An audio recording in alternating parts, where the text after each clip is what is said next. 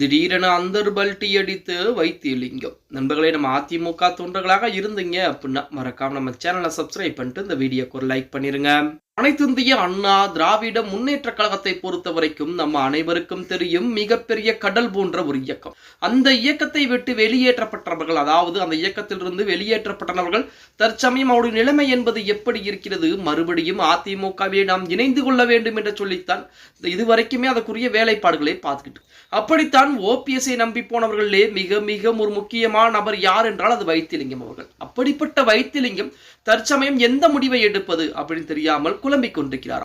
அதாவது அதிமுக திமுக என இரண்டு கட்சிகள் இணையலாமா என்று ஆலோசனை செய்து முடித்து விட்டார். அதற்கு அடுத்தபடியாக தமிழக வெற்றி கழகத்திலே செங்கோட்டையனின் மூலமாக தமிழக வெற்றி கழகம் விஜயின் கட்சியிலே இணையலாம் அப்படின்னு சொல்லி முடிவெடுக்கக்கூடிய அந்த வேளையிலே முடிவும் எடுத்து விட்டதாகவும் திடீரென அந்தர்பல்ட்டி அடித்திருப்பதாக செய்திகள் என்பது வெளியாகி இருக்கிறது. அதாவது ஓபிஎஸ் மற்றும் டிடி தினகரன் போன்றவர்கள் எல்லாம் விஜய் கட்சியில் நீங்கள் இணைய வேண்டாம், இணைந்தால் உங்களுக்குத்தான் பிரச்சனை என்பது வரும். ஆல்ரெடி உங்களுக்கு அமலாக்கத்துறை வழக்கு இடி வழக்கு என்பது இருக்கிறது. 100 கோடி ரூபாய் சொத்துக்களும் முடக்கப்பட்டிருக்கிறது. நீங்கள் விஜய் கட்சியிலே இணைந்தால் கண்டிப்பாக அந்த வழக்குகள் மீண்டும் தோண்டி எடுக்கப்படும். அப்படி தோண்டி எடுக்கப்பட்டால் அது உங்களுக்கு மிகப்பெரிய ஒரு பிரச்சனையாக இருக்கும் அப்படிங்கிற மாதிரி வைத்திலிங்கத்திடம் சொல்லி இருப்பதாக கூட செய்திகள் என்பது சமீபத்திலே வெளியாகி இருந்தது.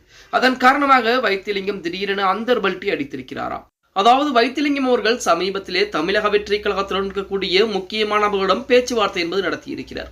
அதில் செங்கோட்டையனுடன் பேச்சுவார்த்தை என்பது நடத்தியிருக்கிறார். இப்படிப்பட்ட ஒரு சூழலிலே கடந்த ஆட்சி காலத்திலே, அதுவும் அதிமுக ஆட்சி காலத்திலே அமைச்சர் பொறுப்பிலே இருந்த நமது வைத்திலிங்கம் பார்த்தீங்கன்னா அடுக்குமாடி குடியிருப்புகள் கட்டுவதற்கு திட்ட அனுமதி வழங்குவதற்காக ஒரு தனியார் நிறுவனத்திடம் இருந்து சுமார் 28 கோடி ரூபாய் லஞ்சம் பெற்றதாக கூட குற்றச்சாட்டு என்பது முன்வைக்கப்பட்டது. அந்த குற்றச்சாட்டுகளின் அடிப்படையிலே அமலாக்கத்துறை அதிகாரிகள் நமது வைத்திலிங்கத்துடைய 100 கோடி ரூபாய் சொத்துக்களையும் முடக்கி வைத்திருந்தார்கள் அப்படிங்கிற தகவல் நம்ம அனைவருக்கும் தெரியும்.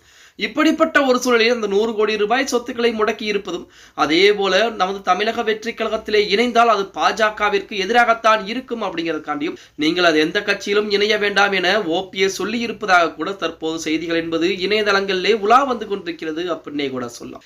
வைத்திலிங்கத்திற்கு நன்றாக தெரியும் ஓபிஎஸ்ஐ நம்பினால் இனி எந்த ஒரு வேலையும் ஆகாது என்று. அதாவது ஓபிஎஸ் அவர்களை பொறுத்த வரைக்கும் இன்னைக்கு ஒரு முடிவை எடுப்பார், நாளைக்கு ஒரு முடிவை அறிவிப்பார், எந்த முடிவையும் செயல்படுத்த போவது கிடையாது. அப்படித்தான் ஒவ்வொரு அறிவிப்புகளுமே ஓபிஎஸ் அவர்களுக்கு வெற்று அறிவிப்புகளாகவே போய்கொண்டிருக்கிறது அப்படின்னே கூட சொல்ல. வருகின்ற 23ஆம் தேதி மாவட்ட செயலாளர் அனைவரும் கலந்து கொள்ள வேண்டும். மாவட்ட செயலாளர் கூட்டம் என்பது இருக்கிறது. அந்த கூட்டத்திலே முக்கிய முடிவுகள் என்பது எடுக்கப்பட இருக்கிறது. புதிய கட்சி என்பது ஆரம்பிக்கப்பட இருக்கிறது அப்படிங்கிற மாதிரிலாம் செய்திகள் என்பது வெளியாகி கொண்டிருந்தாலுமே இதுவரைக்கும் ஓபிஎஸ் அதற்குரிய எந்த விதமான முன்னெச்சரிக்கை வேலைப்பாடுகளையும் எடுத்ததாக எந்த செய்திகளும் இதுவரைக்கும் வெளியாகல அப்படின்னே கூட சொல்ல. எது எப்படி இருந்தாலும் பொறுத்திருந்து பார்க்கலாம். ஓபிஎஸ் அடுத்து என்ன செய்ய போகிறார், வைத்திலிங்கம் என்ன செய்ய போகிறார் என்று. வைத்திலிங்கம் அநேகமாக அதிமுக இணைவதற்கான அதிகப்படியான வாய்ப்புகள் என்பது இருக்கிறது அப்படின்னே கூட சொல்லலாம். ஓகே கைஸ், வீடியோ பிடிச்சிருந்தா மறக்காம லைக் பண்ணிருங்க. அப்படி நம்ம போடக்கூடிய வீடியோ பத்தின கருத்துக்களை கீழே மறக்காம கமெண்ட் பாக்ஸ்ல பதிவு நண்பா.